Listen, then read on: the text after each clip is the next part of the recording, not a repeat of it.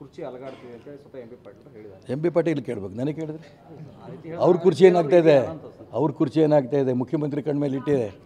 ಅವ್ರ ಕುರ್ಚಿಗ ಹೊರಗಡೆಯಿಂದ ಜೋರ್ದಾರಾಗಿ ಹೇಳ್ತಾರೆ ನಾವು ಸಿದ್ದರಾಮಯ್ಯನವ್ರ ಬೆಂಬಲ.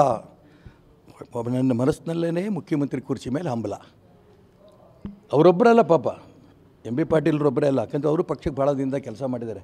ಅವ್ರು ಮುಖ್ಯಮಂತ್ರಿ ಆಗಲಿ, ನಾನು ಬೇಡ ಅನ್ನಲ್ಲ. ಆದರೆ ಮೇಲ್ನೋಟಕ್ಕೆ ಎಲ್ಲರೂ ಕೂಡ ಬೆಂಬಲ ಬೆಂಬಲ ಬೆಂಬಲ ಅಂತ ಅಂದ್ಕೊಂಡು ಯಾರು ಡೆಲ್ಲಿಗೆ ಹೋಗೋರು, ಯಾರು ಫಾರಿನ್ಗೆ ಹೋಗೋರು, ಯಾರು ಮೀಟಿಂಗ್ಗಳು ಮಾಡೋರು. ಯಾಕೆ? ಸಿದ್ದರಾಮಯ್ಯನ ಮೇಲೆ ಪ್ರೀತಿ ಅಲ್ಲ ಅದು. ತಾವು ಮುಖ್ಯಮಂತ್ರಿ ಆಗಬೇಕು, ಸಿದ್ದರಾಮಯ್ಯ ಹಾಳಾಗೋಗ್ಬೇಕು, ಇದು ಅವ್ರ ಮನಸ್ಸಲ್ಲಿರುವಂಥ ಭಾವನೆಗಳು. ನಾನು ಅದಕ್ಕೋಸ್ಕರ ಕುರ್ಚಿ ಮೇಲೆ ಹಂಬಲ ರಾಜಕಾರಣಿಗಳು ವ್ಯಕ್ತಪಡಿಸೋದು ತಪ್ಪಲ್ಲ. ಆದರೆ ಅವಕಾಶ ಸಿಕ್ಕಂಥ ಸಂದರ್ಭದಲ್ಲಿ ಯಾರಿಗೆ ಸಿಗುತ್ತೋ ಏನು, ಅಷ್ಟರೊಳಗೆ ಸಿದ್ದರಾಮಯ್ಯನ ಪರಿಸ್ಥಿತಿ ಏನಾಗುತ್ತೆ, ಜೈಲಿಗೆ ಹೋಗ್ತಾರೋ, ರಾಜೀನಾಮೆ ಕೊಡ್ತಾರೋ ಇಲ್ಲೋ, ಜೈಲಿಗೆ ಅಕಸ್ಮಾತ್ ಹೋದರೆ ಅವ್ರು ಬೇಕಾದವ್ರು ಮುಖ್ಯಮಂತ್ರಿ ಮಾಡ್ತಾರಾ, ಮಾಡಲಿಲ್ಲ ಅಂತಂದರೆ ಸರ್ಕಾರ ಬಿದ್ದೋಗುತ್ತಾ, ಎಲ್ಲ ಕ್ವಶನ್ಗಳಿವು. ಈ ಪ್ರಶ್ನೆಗಳು ಉತ್ತರ ಇಲ್ಲ. ಬರೋಂಥ ದಿನಗಳಲ್ಲಿ ನೋಡೋಣ ಏನೇನಾಗುತ್ತೆ, ರಾಜಕಾರಣ ಗೊತ್ತಿಲ್ಲ, ಅದಕ್ಕೇನು ಸಂಬಂಧ ಇಲ್ಲ.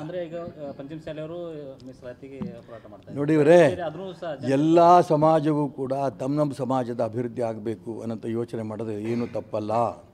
ಕುರುಬರಿಗೆ ಎಷ್ಟು ಬೇಕು ಅಂತಂತೇಳಿ ಪೂಜ್ಯ ನಿರಂಜನಾನಂದಪುರಿ ಸ್ವಾಮಿಗಳ ನೇತೃತ್ವದಲ್ಲಿ ಪಾದಯಾತ್ರೆಯಲ್ಲಿ ನಾವೆಲ್ಲ ಭಾಗವಹಿಸಿದ್ವಿ. ಸಂಪೂರ್ಣ ಅದಕ್ಕೆ ನಾನು ಬೆಂಬಲನೂ ಕೊಟ್ಟಿದ್ದೆ. ಆ ಸಂದರ್ಭದಲ್ಲಿ ಮನೆ ಸಿದ್ದರಾಮಯ್ಯನವ್ರ ಹತ್ತಿರ ಬರಲಿಲ್ಲ. ಆಮೇಲೆ ಇದ್ದಕ್ಕಿದ್ದಂಗೆ ಅವ್ರಿಗೇನೋ ಎಷ್ಟು ಮಾಡಬೇಕು ಅಂತ ಅನಿಸ್ತು.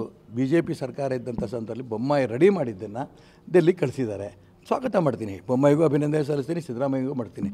ಮೊನ್ನೆ ಕೂಡಲ ಸಂಗಮ ಸ್ವಾಮೀಜಿಯವರು ಅವ್ರು ಕೇಳ್ತಾರೆ, ಜಯಮೃತ್ಯುಂಜಯ ಸ್ವಾಮೀಜಿಯವರು ಅವ್ರ ಸಮಾಜಕ್ಕೂ ಮೀಸಲಾತಿ ಬೇಕು ಅಂತ ಎಲ್ಲರೂ ಕೇಳ್ತಾರೆ. ವೈಶ್ಯ ಸಮಾಜದವ್ರು ಕೇಳ್ತಿದ್ದಾರೆ, ಎಲ್ಲರೂ ಕೇಳ್ತಾರೆ, ತಪ್ಪಲ್ಲ. ಅವ್ರವ್ರ ಸಮಾಜದ ಅಭಿವೃದ್ಧಿಗೆ ಅವರು ಯೋಚನೆ ಮಾಡ್ತಿರೋದೇನು ತಪ್ಪಲ್ಲ. ಆದರೆ ನಮ್ಮ ಬ್ರಿಗೇಡ್ ಇರೋದು ಹಿಂದುಳಿದವರು, ದಲಿತರು ಮತ್ತು ಎಲ್ಲ ಸಮಾಜಕ್ಕೂ ಕೂಡ ನ್ಯಾಯ ಸಿಗಬೇಕು. ಅದರಲ್ಲಿ ಬರೀ ಹಿಂದುಳಿದವರು ದಲಿತರು ಅಷ್ಟೇ ಅಲ್ಲ, ಒಕ್ಕಲಿಗರು, ಲಿಂಗಾಯತರು, ಬ್ರಾಹ್ಮಣರು ಎಲ್ಲರೂ ಬಹಳ ಬಡವರಿದ್ದಾರೆ. ಅವರಷ್ಟೂ ಜನಕ್ಕೆ ನ್ಯಾಯ ಸಿಗಬೇಕು ಅಂತ ಆವಾಗ ನಾವು ಬ್ರಿಗೇಡ್ ಮಾಡಿದ್ದು. ಈಗೇನು ಮಾಡಬೇಕು ಅನ್ನೋದನ್ನು ಇವತ್ತಿನ ಸಭೆಯನ್ನು ಚರ್ಚೆ ಮಾಡ್ತೀವಿ, ಮುಂದೆ ಯೋಚನೆ ಮಾಡಿ ತೀರ್ಮಾನ ತಗೋತೀವಿ.